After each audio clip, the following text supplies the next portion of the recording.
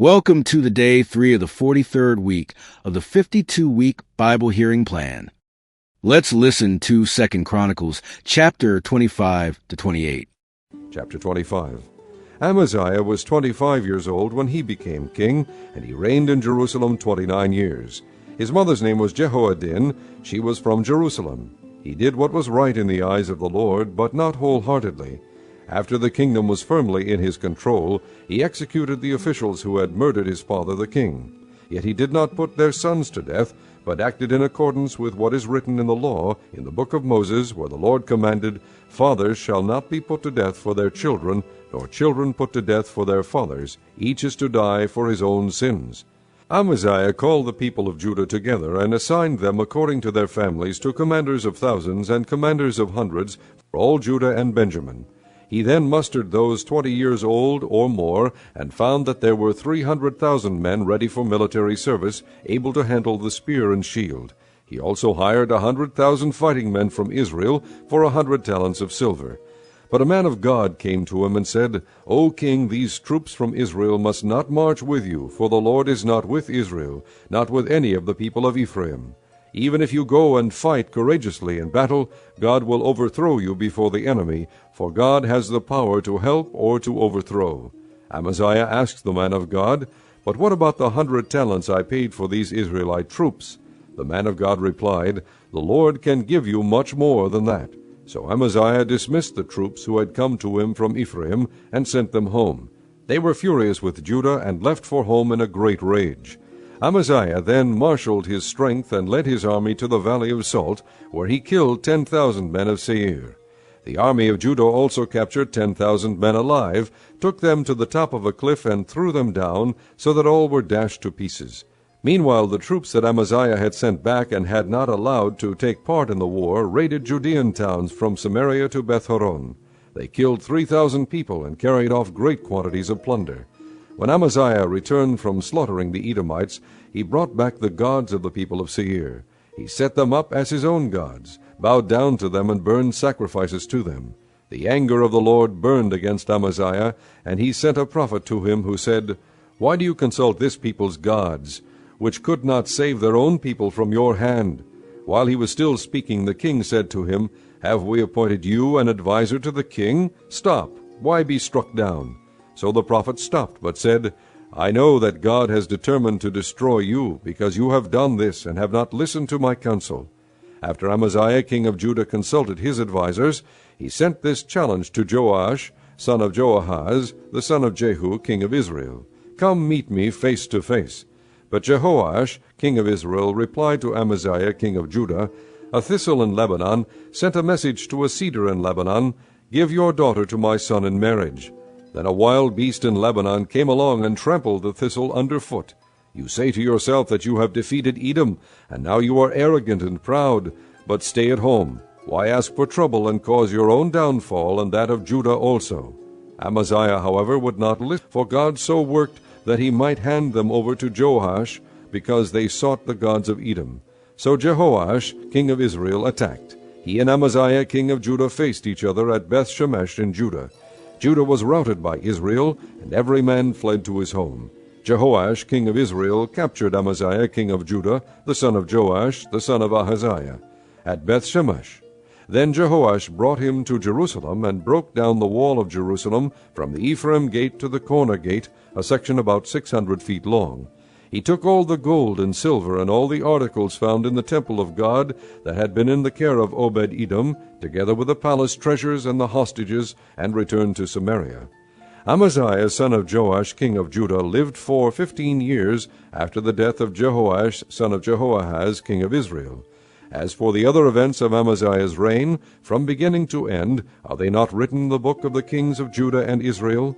From the time that Amaziah turned away from following the Lord, they conspired against him in Jerusalem, and he fled to Lachish. But they sent men after him to Lachish, and killed him there. He was brought back by horse, and was buried with his fathers in the city of Judah. Chapter 26. Then all the people of Judah took Uzziah, who was 16 years old, and made him king in place of his father Amaziah. He was the one who rebuilt Elath, and restored it to Judah after Amaziah rested with his fathers. Uzziah was 16 years old when he became king, and he reigned in Jerusalem 52 years. His mother's name was Jecholiah. She was from Jerusalem. He did what was right in the eyes of the Lord, just as his father Amaziah had done. He sought God during the days of Zechariah, who instructed him in the fear of God. As long as he sought the Lord, God gave him success. He went to war against the Philistines and broke down the walls of Gath, Jabneh, and Ashdod. He then rebuilt towns near Ashdod and elsewhere among the Philistines. God helped him against the Philistines and against the Arabs who lived in Gur-Baal and against the Maonites. The Ammonites brought tribute to Uzziah, and his fame spread as far as the border of Egypt, because he had become very powerful.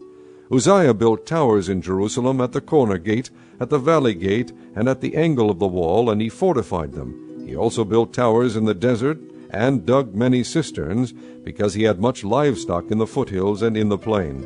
He had people working his fields and vineyards in the hills and in the fertile lands, for he loved the soil.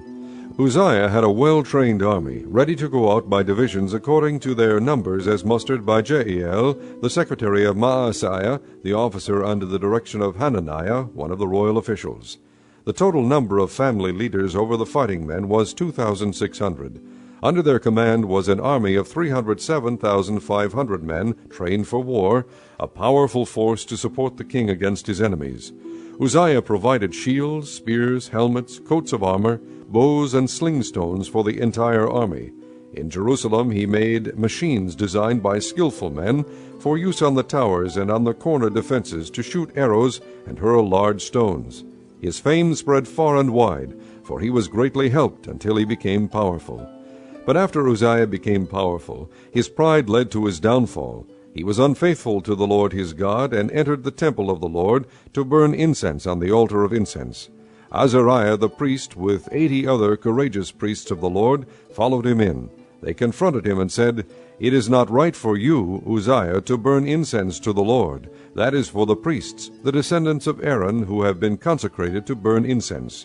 Leave the sanctuary, for you have been unfaithful, and you will not be honored by the Lord God." Uzziah, who had a censer in his hand, ready to burn incense, became angry. While he was raging at the priests in their presence before the incense altar in the Lord's temple, leprosy broke out on his forehead.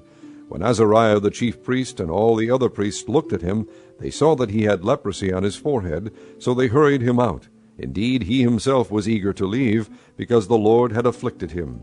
King Uzziah had leprosy until the day he died. He lived in a separate house, leprous, and excluded from the temple of the Lord.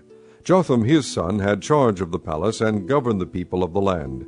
The other events of Uzziah's reign from the beginning to end are recorded by the prophet Isaiah, son of Amoz. Uzziah rested with his fathers and was buried near them in a field for burial that belonged to the kings, for people said he had leprosy, and Jotham his son succeeded him as king. Chapter 27. Jotham was 25 years old when he became king, and he reigned in Jerusalem 16 years. His mother's name was Jerusha, daughter of Zadok. He did what was right in the eyes of the Lord, just as his father Uzziah had done, but unlike him he did not enter the temple of the Lord. The people, however, continued their corrupt practices. Jotham rebuilt the upper gate of the temple of the Lord, and did extensive work on the wall at the hill of Ophel. He built towns in the Judean hills, and forts and towers in the wooded areas. Jotham made war on the king of the Ammonites and conquered them. That year the Ammonites paid him 100 talents of silver, 10,000 cores of wheat, and 10,000 cores of barley. The Ammonites brought him the same amount also in the second and third years. Jotham grew powerful because he walked steadfastly before the Lord his God. The other events in Jotham's reign, including all his wars and the other things he did, are written in the book of the kings of Israel and Judah. He was 25 years old when he became king, and he reigned in Jerusalem 16 years. Jotham rested with his fathers and was buried in the city of David, and Ahaz his son succeeded him as king. Chapter 28. Ahaz was 20 years old when he became king, and he reigned in Jerusalem 16 years. Unlike David his father, he did not do what was right in the eyes of the Lord. He walked in the ways of the kings of Israel, and also made cast idols for worshipping the Baals. He burned sacrifices in the valley of Ben-Hinnom, and sacrificed his sons in the fire, following the detestable ways of the nations the Lord had driven out before the Israelites. He offered sacrifices and burned incense at the high places, on the hilltops, and under every spreading tree. Therefore the Lord his God handed him over to the king of Aram. The Arameans defeated him, and took many of his people as prisoners, and brought them to Damascus. He was also given into the hands of the king of Israel, who inflicted heavy casualties on him. In one day Pekah son of Remaliah killed 120,000 soldiers in Judah, because Judah had forsaken the Lord, the God of their fathers. Zikri, an Ephraimite warrior, killed Maaseiah, the king's son, Azrikam, the officer in charge of the palace, and Elkanah, second to the king. The Israelites took captive from their kinsmen 200,000 wives, sons, and daughters. They also took a great deal of plunder, which they carried back to Samaria.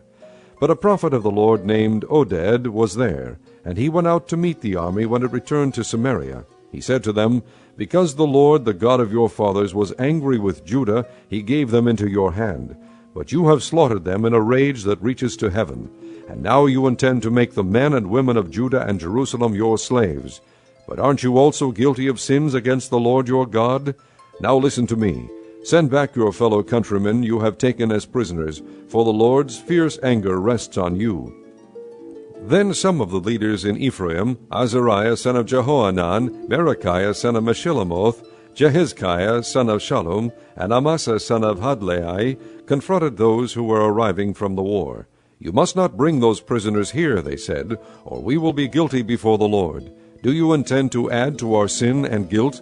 For our guilt is already great, and his fierce anger rests on Israel. So the soldiers gave up the prisoners and plunder in the presence of the officials and all the assembly. The men designated by name took the prisoners, and from the plunder they clothed all who were naked. They provided them with clothes and sandals, food and drink, and healing balm. All those who were weak they put on donkeys. So they took them back to their fellow countrymen at Jericho, the city of palms, and returned to Samaria. At that time King Ahaz sent to the king of Assyria for help. The Edomites had again come and attacked Judah and carried away prisoners, while the Philistines had raided towns in the foothills and in the Negev of Judah. They captured and occupied Beth-Shemesh, Aijalon, and Gederoth, as well as Soko, Timnah, and Gimzo, with their surrounding villages. The Lord had humbled Judah because of Ahaz, king of Israel, for he had promoted wickedness in Judah, and had been most unfaithful to the Lord. Tiglath-Pileser, king of Assyria, came to him, but he gave him trouble instead of help. Ahaz took some of the things from the temple of the Lord, and from the royal palace, and from the princes, and presented them to the king of Assyria, but that did not help him. In his time of trouble King Ahaz became even more unfaithful to the Lord. He offered sacrifices to the gods of Damascus, who had defeated him, for he thought, Since the gods of the kings of Aram have helped them, I will sacrifice to them, so they will help me.